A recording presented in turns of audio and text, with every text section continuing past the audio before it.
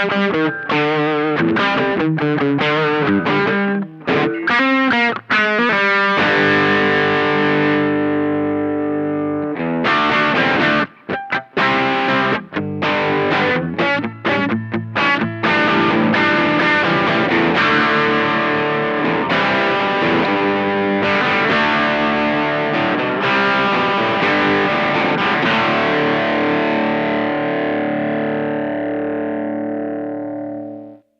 what's up, good people? This is JJ here with a demo of the Supro Sahara. Now, Supro Guitars used to make guitars in the late 50s and early 60s, I think, and they were probably known best for making guitars that were made out of kind of like plastic, I guess, fiberglass, and they were hugely repopularized in the early 2000s by artists such as Jack White of the White Stripes. He used to play in Airline. Dan Auerbach and the Black Keys, so they've come back into fashion, and Supro was purchased by David Coltai a couple of years ago, and David Coltai of Pictronics. Especially this particular model, the Sahara, grabbed my attention the first time I saw it online. I absolutely fell in love with it, and I really wanted to play one in person. Kind of let it go for a while. I thought it looked really cool, and I like single pickup guitars. I like my Esquire, and I like Juniors and stuff like that too.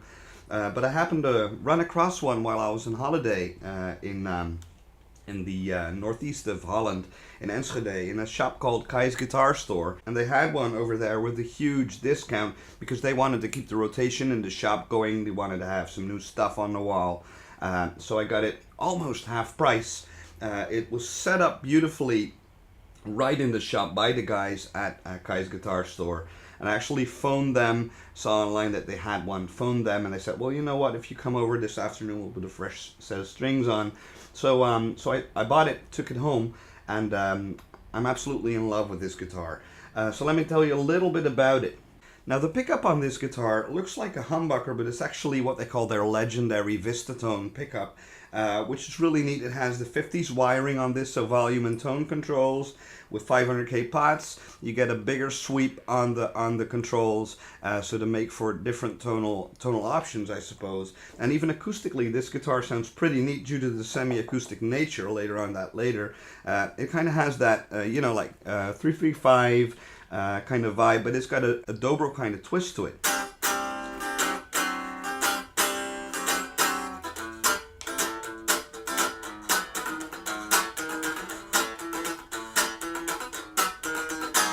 So this would be the guitar that you would typically grab and play acoustically, even on the couch sitting at home, you know.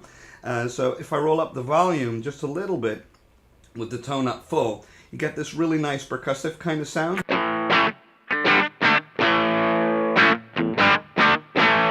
Really nice rhythm tone.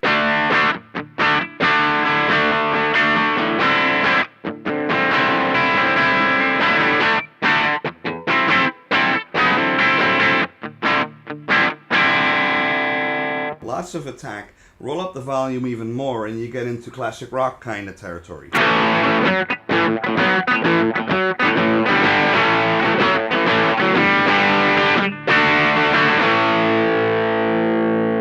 soon as you start turning down that tone control, as a matter of fact, let's turn it all the way down.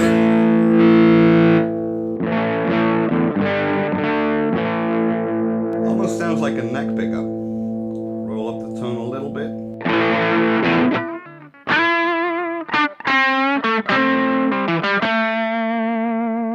You know, when you play a little bit towards the neck. Okay, it really shines on that setting. If you roll the tone all the way back, roll up the volume all the way, you get that cool woman kind of tone.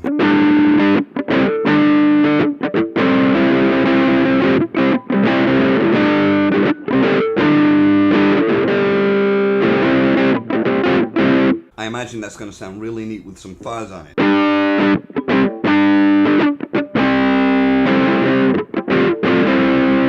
Alright?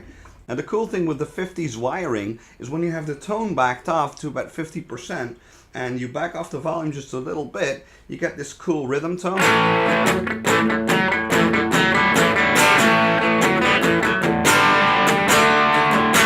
But listen to what happens when you dime that volume knob, I don't know what's going on, but you have this slight hump when you turn up the volume control.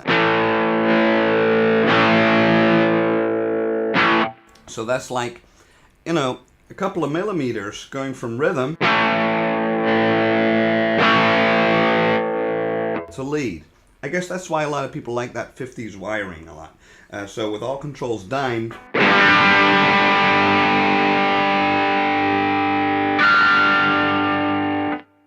really neat rock tone.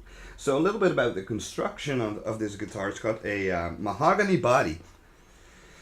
Mahogany body, unlike the original, which was all reso glass. Mahogany body, mahogany neck, beautiful, beautiful blue finish. It's got an actual rosewood fingerboard and a rosewood bridge with a dobro kind of tailpiece on it. I guess that is what gives you that kind of honky sound, even when amplified.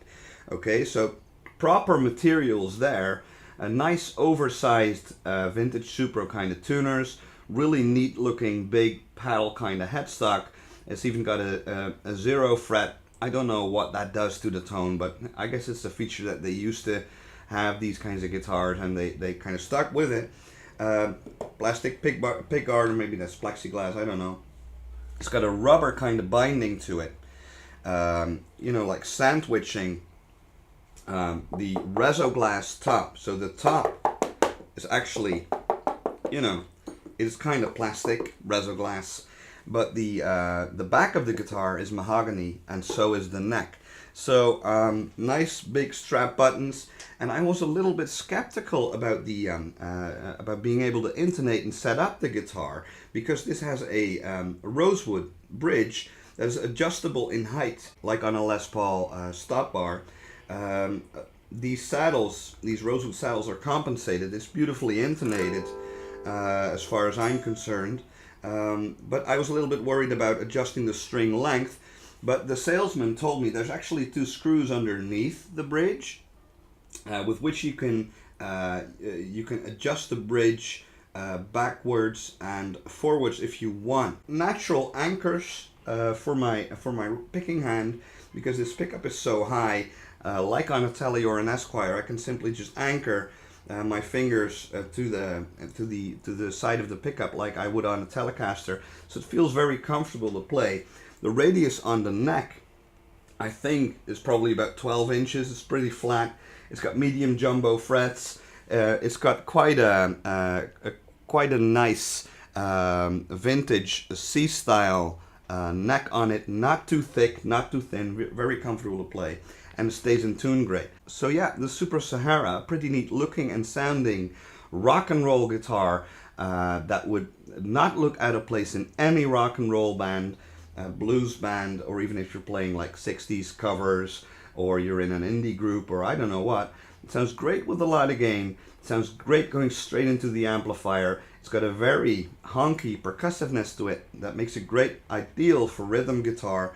And always with a semi-acoustic kind of guitar, I get the feeling that I'm not like a lead guitar player, but I get more into the zone where I feel more like a songwriter and a singer. So it's great to play this and sing at the same time. So there you have it, a quick look at the Supro Sahara. Hope you liked it. If you did, please give it a thumbs up. Please subscribe if you're not a subscriber yet, and see you next time. Signing off, JJ out.